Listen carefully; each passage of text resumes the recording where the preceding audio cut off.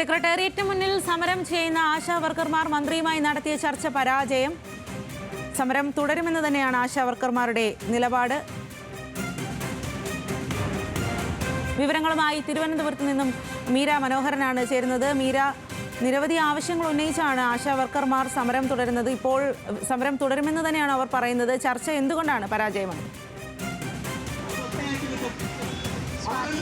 സൂചിപ്പിച്ചതുപോലെ തന്നെ നിരവധിയായ ആവശ്യങ്ങളായിരുന്നു ഈ ആശാ വർക്കേഴ്സ് അസോസിയേഷന്റെ ഭാഗമായി അവർ മുന്നോട്ട് വെച്ചിട്ടുണ്ടായത്.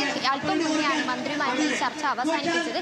ആ ചർച്ചയിൽ ഈ ആശാ വർക്കേഴ്സ് അസോസിയേഷന്റെ ഒരു തരത്തിലുള്ള ആവശ്യങ്ങളും അംഗീകരിച്ചിട്ടില്ല. ചർച്ച പൂർണ്ണ പരാജയമാണ് എന്നുള്ളതാണ് നമുക്ക് അറിയാൻ പറ്റുന്ന വിവരങ്ങൾ. ഈ ഓണറേറിയവുമായി ബന്ധപ്പെട്ടും വരുമാന വർദ്ധനവുമായി ബന്ധപ്പെട്ടുള്ള ആവശ്യങ്ങളായിരുന്നു മുന്നോട്ട് വെച്ചത്.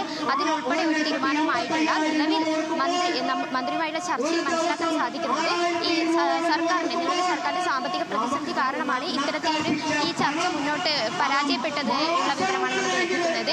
ഓണറേറിയത്തിന്റെ വിഷയത്തിലായിരുന്നു പ്രധാനമായും ആവശ്യങ്ങൾ ഉന്നയിച്ചിട്ടുണ്ടായിരുന്നു. 21,000 രൂപയിലേക്ക് വർദ്ധിപ്പിക്കുക മാത്രമല്ല.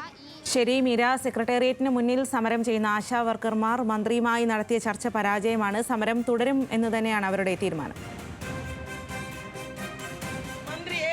ഒരു വിഷയത്തിൽ ഉറപ്പ് തന്നിരുന്നുവെങ്കിൽ, കാതലായ ഒരു ഉറപ്പ് ഞങ്ങൾക്ക് കിട്ടിയിരുന്നെങ്കിൽ ഞങ്ങൾക്ക് ഇവിടെ വന്നിരിക്കുന്ന ഈ ആശാ സഹോദരിമാരോട് പറയുവാൻ. പക്ഷേ അത്തരത്തിൽ ഒരു ഉറപ്പും കിട്ടാത്ത സ്ഥിതിക്ക് നമുക്ക് സമരം അവസാനിപ്പിക്കാൻ കഴിയില്ല എന്നുള്ളത് നമ്മൾ അസന്നിഗ്ധമായി നമ്മുടെ മന്ത്രി അറിയിച്ചിട്ടുണ്ട്.